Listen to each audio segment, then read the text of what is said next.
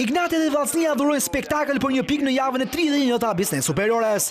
Golat e Esat Manas dhe Ildi Grudosh vlerësuan finalizimet e Regi Lushkës dhe Fernando Medeiros në një përballje për kornizë. Me një stadium të imbushur sfidën Arena Ignatia nisi vrullshëm për Rogozhinasit, të cilën nuk i besojnë syve teksa u mbas një shans të ardhmë Muhamet Jajajën. Sumajnë e Bakayoko në një penalti në lëvizje nuk shënëstron portën e miqve. Mundimi i parë shirëve do konkretizohet në minutën e 20 ku pas një aksioni model Regi Lushkan poshtë Jukan duke gjetur golin e 13 personal këtë sezon. Pasimin kreon tjetër. Lushke Djafa! Të kushtozuar nga rezultati, Vllaznia mundohet të reagojë duke kërcënuar nga distanca me Esat Malën. Kuqebrutën mbylli në sulm pjesën e parë teksa Alfred Mensa me kokë nuk shënëstron kuadratën e mbrojtur nga Mario Dajsinani.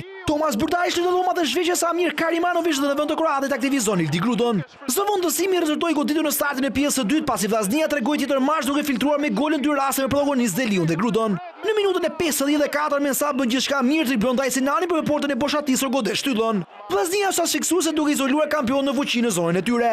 Esat Mala legjitimon produktivitetin e kuqebluve teksa në një goditje Fluturimfi vendos ekuilibrat në 1-1. Sir sot largon më pas Fluturimfi. Përballja e zonës Final Four me përmasa spektakolare me Ignatin që rikthehet në avantazh pasi goditje të zgjuar të Fernandos. Fernando! Fiksa e Rogozhinas zgjati vetëm 3 minuta teksa Ildi Gruda riktheh në gol e penaltit të fituar nga Ardi Deliu. Përfundimisht 2-2 Ignatia u del klasifikimin por tashmë me një pikë më shumë se Dinamo, ndërkohë që Vllaznia mbetet në vendin e tretë. Vllaznia, minuta e 89.